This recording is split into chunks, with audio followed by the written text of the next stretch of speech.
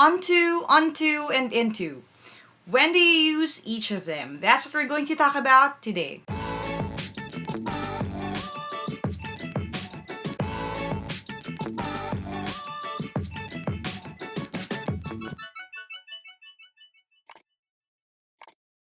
Hi there, thank you for checking out my channel. Thank you for clicking on this video. If this is the first video that you're watching from my channel, I make educational and motivational content.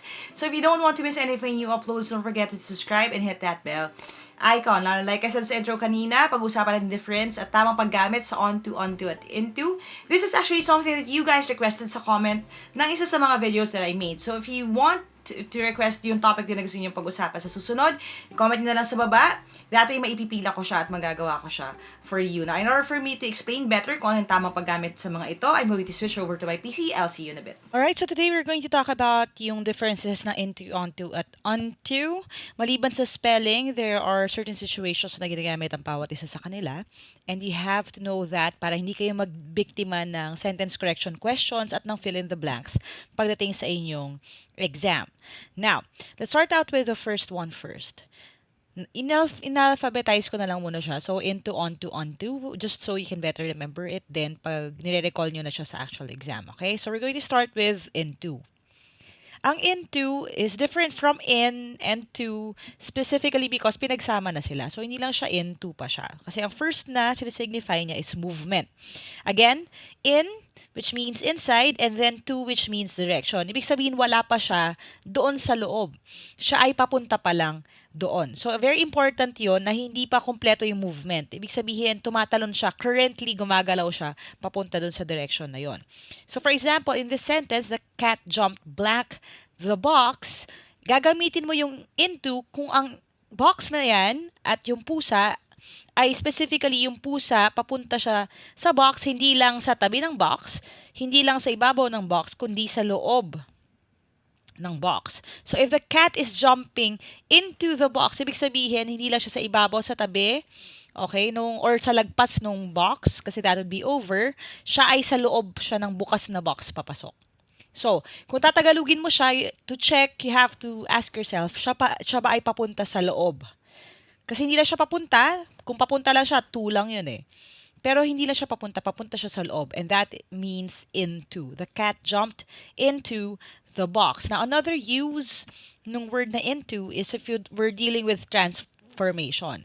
Transformation, ibig sabihin, the same thing is going to turn into something else.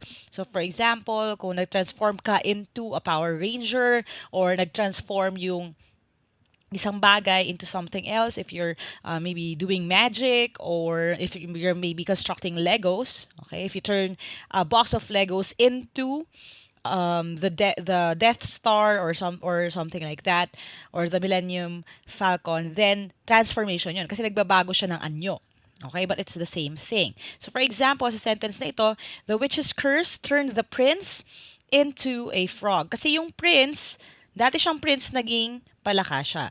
Okay? So again, into talks about transformation. So if you're moving mula sa labas, papunta sa loob ng isang bagay, into a room, into a closet, into a box, anything that is inside at papunta pa lang, again, combining in and to, then it's into, and of course, yung transformation nga. If something is turning into something else, you use into. Okay? So you don't turn to, right, you turn to a prince or turn to a princess or turn to a cat, turn to a dog. You turn into. If you are going to be that animal or that person or that thing, then you turn into. Okay? Next, we're going to talk about onto. Now, yung onto can also signify movement. Kaya lang this time, dahil onto siya, what you could do to remember it better would be to say on top of something. If you see there, yung word na onto ay nakaspell din sa ibabaw nun. Okay? So, yung on top of something, ibig sabihin, again, talking about the cat and the box, kung sarado at selyado yung box at sa ibabaw lang pupunta yung pusa, you can say the cat jumped onto the box. Again, kung selyado yung box at hindi naman siya sa loob ng box pupunta. Another example would be something like this. We watched in awe as Cardo jumped blank a moving train. So, yung train daw, gumagalaw ngayon itong train na ito. Okay, at pag gumagalaw yung train, si Cardo ngayon ay tumalon sa ibabaw nung train. Okay? Alam niyo na yung mga ganong klaseng eksena sa mga pelikula, right? So, dahil siya ay sasakay sa isang gumagalaw na kotse, okay, you can say that Cardo jumped onto a moving train. Again, kasi nasa ibabaw siya nung train. Okay? Or truck, or anything na gumagalaw na siya ay papatong or pupunta sa ibabaw nun. Okay? So again, onto would be a surface. Yun ang distinction yan. Into kung merong papasukan, kung yan ay may pinto, yan ay merong lagusan or butas, di ba yung kahon, you can jump into it. Pero kung sa ibabaw lang, sa surface ka lang pupunta, you say onto. Okay? And again, the movement is not yet completed kasi gumagalaw pa lang siya. Ang next natin na word is unto. Kailan naman ginagamit yung unto? Now, I really want to establish this kasi medyo marami ang naguguluhan lalo na sa Filipinos sa onto at unto. Pero one thing that you have to remember is that unto is actually archaic. Ibig sabihin archaic, parang archaeology, okay?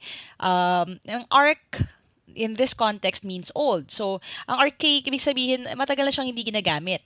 So, when we're talking about casual conversation or simpleng text lang or simpleng letter or paper, we don't use unto that much anymore. Ginagamit lang siya sa Old English language.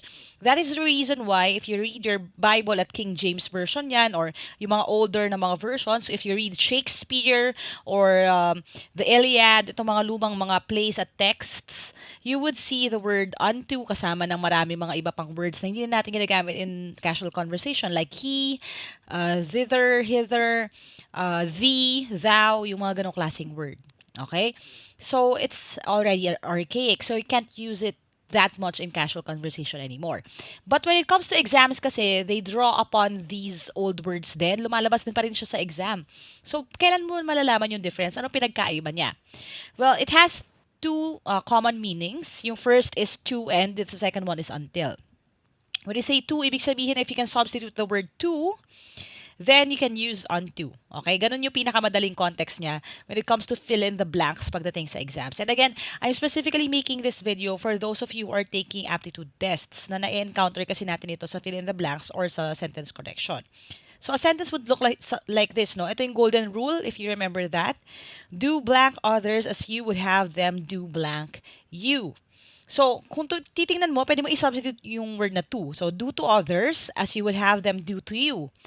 And since you can substitute the word to that, that means you can use unto here. So do unto others as you would have them do unto you. So again, if you can use the word to na by itself, hindi into at onto ha. I mean by itself, just the word to, you can substitute it with unto. Now, yung until naman. Medyo madali nga rin tandaan kasi kung titingnan mo, yung unto kind of looks like until and to. So, parang on plus to. Okay? Until and to. Ito yung dalawang ibig sabihin niya. When we talk about until, a sentence would look like this. They were together blank death. So, again, you can say they were together until death. But since you can use the word until, you can use the word unto. So, they were together unto death.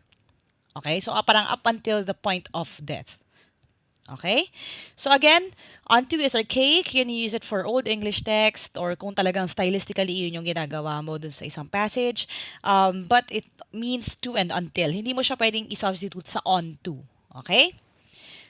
Now it's time for your quick quiz. You would do great dito, I am sure of that. Just be ready with your pen and paper or with your phone so you can answer along. I'll give you a few minutes to answer this and then at the end of the time allotted, I will explain kung ano yung tamang sagot. Okay? If you're ready, your timer starts now.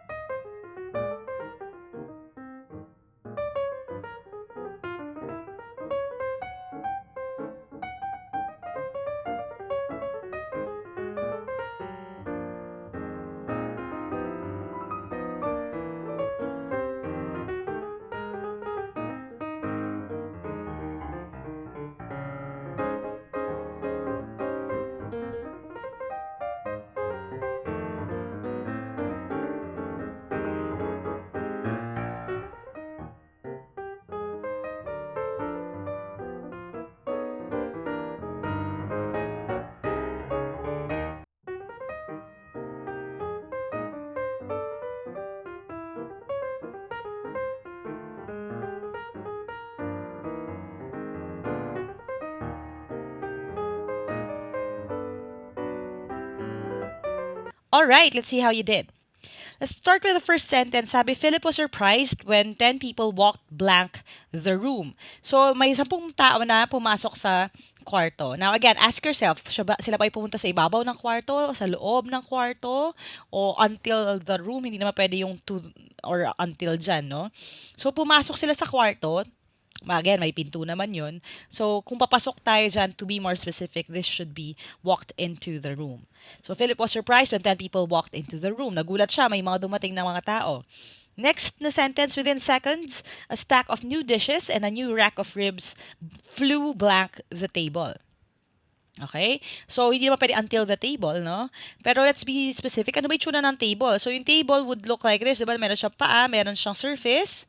Okay? So, 4 na paa. So, kung merong plates at rack of ribs na dumating, saan ba siya pupunta? Okay? It would land on top of the table, di ba? Doon mo siya ipapatong. So, kung nasa ibabaw siya or on top of the table, then you can use onto, on top of the table. Again, you can check by substituting yung kanilang ibig sabihin.